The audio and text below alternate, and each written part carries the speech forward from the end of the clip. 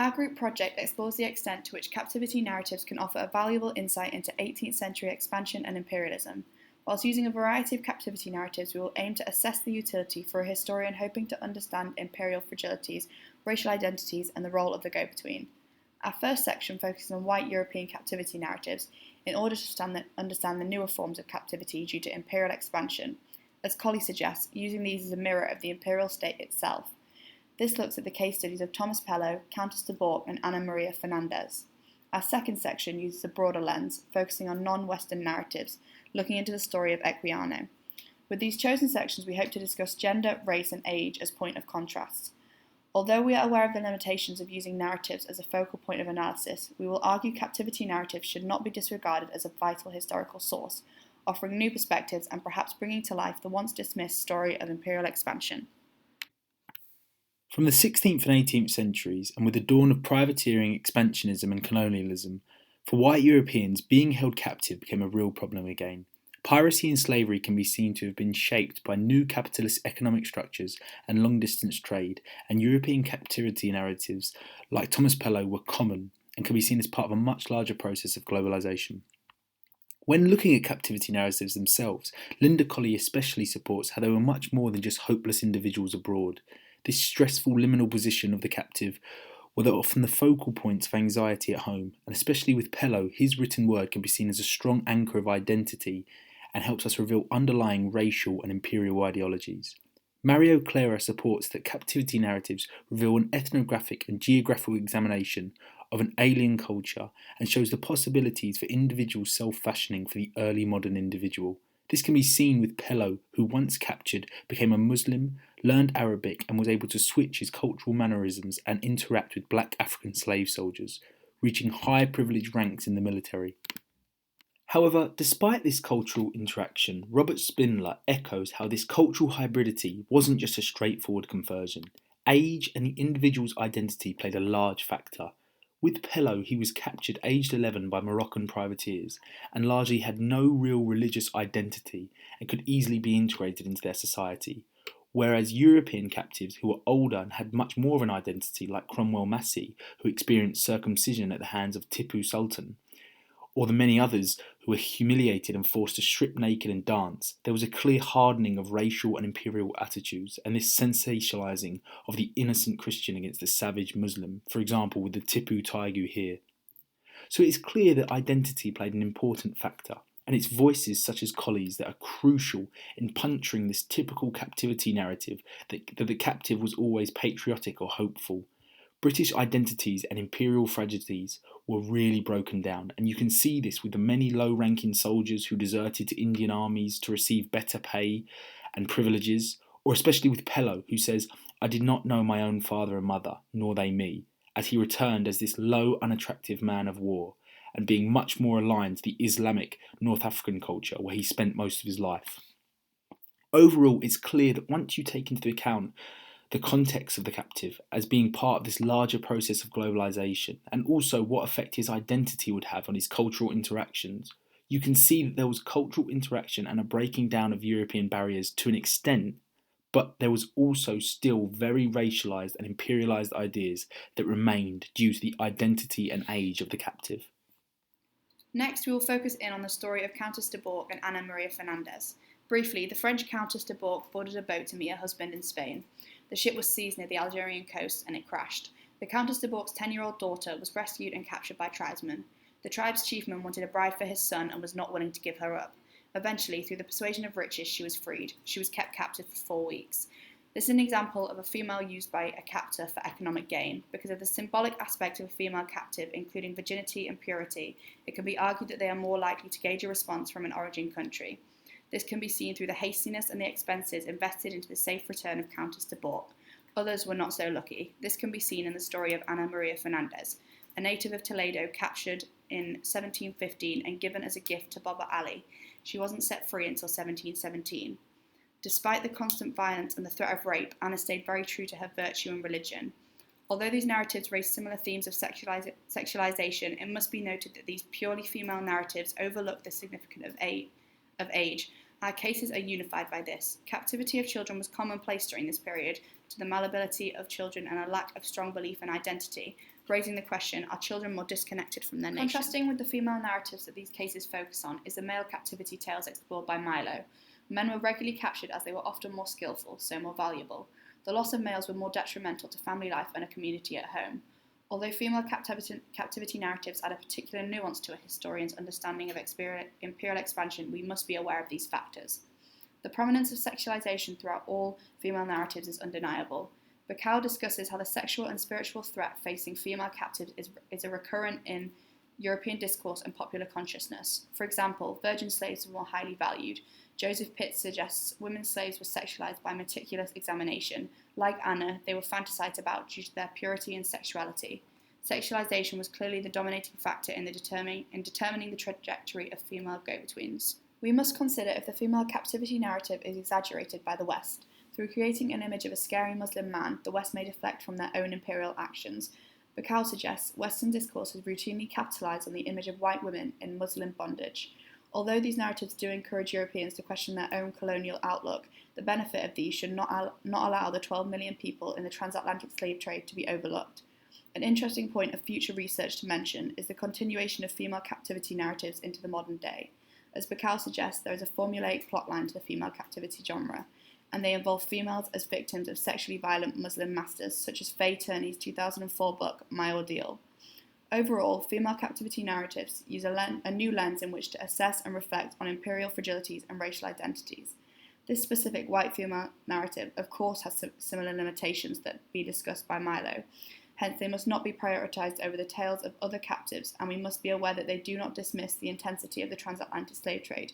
But European female captivity narratives offer a unique source of study and shed light on perhaps the once overlooked tale of imperial expansion. Olaudah Equiano, later known as Gustavus Vassa, tells a captivity narrative from a black African slave's perspective. He was captured at the age of 10 and separated from his sister before being shipped across the Middle Passage to Virginia. Whilst there, he was stripped of his identity and sold as a slave. After publishing his memoirs featuring the horrors of the slave trade, as well as his important role in the abolition of slavery, he became one of the most famous figures involved in the transatlantic slave trade. Equiano's story surrounds his journey over the Middle Passage, his experiences whilst held as a slave on board a naval officer's ship, and his eventual fight for freedom. His travels allowed him to witness different societies at work and learn cultural traits very different from the African society he was born in. James Sweet summarises what made his work so valuable from a historian's perspective. He notes, Europeans hadn't seen the slave trade from an African's point of view, written through an autobiography, and this is what made him such a significant go-between. The alternate perspective Equiano provides is also valuable in that it reveals the imperial fragilities of the British Empire and highlights the significant role of racial identity throughout 18th century Britain. Imperial fragility resonated within Equiano's period due to the widening imbalance between its colonies and mainland Britain. Equiano's life mirrors this erosion of imperial certainty, because he himself could not identify within the parameters of specific borders. Even his name was subject to imperialist narrative, where the adaptation to Gustavus Vassa reflected imperialistic ambition and obsession with leadership. Imperial fragility and racial identity intertwined to crucially shape the life of Equiano. His own personal account attests to a relatively affluent upbringing in Nigeria, before his kidnapping and subsequent sale into slavery exposed him to the imperial fragilities which would ultimately shape the late modern world. Economic factors substantially determine the nature of the American independence wars, which played a key role in him becoming a leading figure in the abolitionist movement due to the fact that Britain depended on black soldiers to help fight against American independence forces. His own personal journey to liberty reflects this narrative, because his decision to liberate himself for £40 and then subsequently fight for the abolition of slavery in its entirety reflects an individual defined by both Britain and his upbringing. His role as a go-between transposed numerous societies and exposed the fragile nature of imperialism, where reliance on his support was hindered by the prospect of a return back into slavery. The 7 Years' War, for example, outlined within his own memoirs, is testament to this, because there was a persistent concern surrounding a return to captivity, which prevented him from assisting Britain's imperialistic ambitions. Nevertheless, Equiano, as his clothes reveal, did become accustomed to Britain and has been dubbed a child of imperialism. Historian Anne Cameron attributes this to the impressionable personality of Equiano, who, when kidnapped, was only 11. Hence, Equiano, once having learnt English, could eventually become a free citizen of England who traded and spoke in unaccented English and was unblemished by his slave past. Ultimately, like many go-betweens, Equiano struggled to escape the shackles of either society he inhabited. His personality reflects the fundamental change facing ex-slaves within the fragile nature of Imperial Britain. This was because his utility rendered him too useful to fully liberate himself from slave masters, thus allowing him to experience the potential dangers of re-entering captivity once again. However, this also meant that he could not become fully integrated into either society, as he remained tied to his past in Nigeria, but also not a fully fledged member of the British society he came to inhabit. Equiano's journey reveals how he tried to integrate himself into a racist society through altering his identity. The mental trauma and isolation in his early life had a significant effect on his personal identity and led him as a child to aspire to be English, rather than stick to his African identity. One of his accounts reveals that whilst in England, he was mortified with his difference of complexion to a young English girl and revealed he wanted to be white. The reason behind this change in identity as a young boy is most likely due to being surrounded by white members of British society. As a child, his beliefs were more malleable and could be more easily influenced, and this is why being taken captive at such a young age morphed his ideas of racial identity. Historians have identified the inferiority complex adopted by captives through colonisation, which explains why Equianos so radically reinvented himself. As he turned into adulthood, he quickly realised that by presenting himself as English and using the skills he had learned on his journey to England, that he could integrate more easily into English society, especially in London, one of the most racially integrated parts of Europe at the time. Seeing the opportunity to move up the social ladder as an Englishman, he dressed in European clothing and perfected his English, knowing that if he fit into the racist stereotype of an uncivilized black African, that his work would not have had much effect. His physical travels, as well as his mental journey brought on by his capture, is what makes his case study so valuable, representing black captives with their problems of identity. However, limiting the accuracy of his autobiography in revealing racial identities is the dispute over his birthplace, put forward by Vincent Carretta.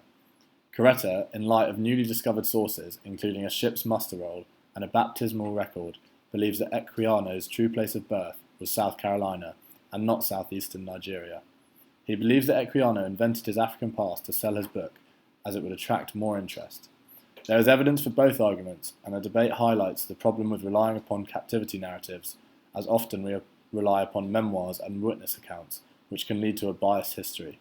Therefore, as an overview, Equiano's narrative gains us a good insight into the problems of racial identity following a captive, however, cannot be seen as completely reliable.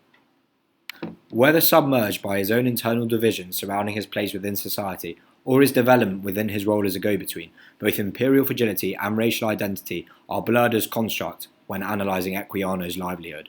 The debate enveloping his birthplace and his comfort speaking and trading in English throughout his life mean that the traditional identity of his background within slavery cannot be applied in the same manner when assessing Equiano's life. Nevertheless, Equiano was unable to shirk his background. Plunged back into slavery and separated from his sister twice, it became the defining feature of analysis upon his early life. Ultimately, the erosion of imperial strength served to grant Equiano his greatest status as an abolitionist. British imperial fragility, necessitating the usage of black soldiers in the Revolutionary War, allowed Equiano to establish himself as a leading figure against slavery and eventually become a totally free man.